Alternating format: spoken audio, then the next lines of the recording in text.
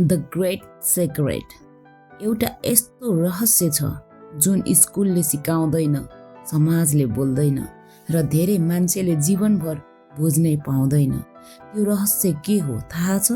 The great secret तिम्रो जीवन तिमीलाई जे हुन्छ त्यसले होइन, तिमी त्यसलाई कसरी सोचेर स्वीकार्छौ त्यसले बदलिन्छ। यही हो महान रहस्य।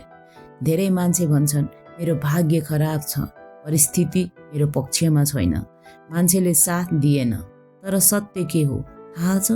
परिस्थिति कसैको पक्षमा हुँदैन, परिस्थितिलाई प्रयोग गर्ने मान्छे बलियो हुन्छ।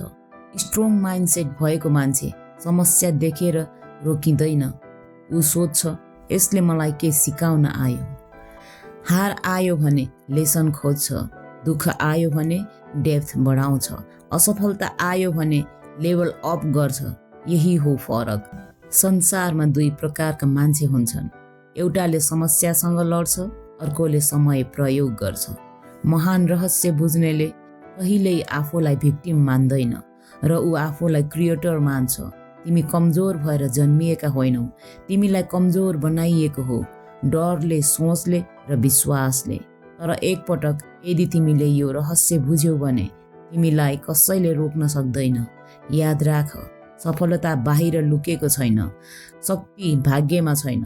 तर ग्रेट सेक्रेट यही हो, सबै कुरा तिम्रो सोचबाट सुरु हुन्छ र जुन दिन तिमीले आफ्नो सोच जित्यौ त्यो दिन संसार तिमीले जितिसक्यौ। जय होस्।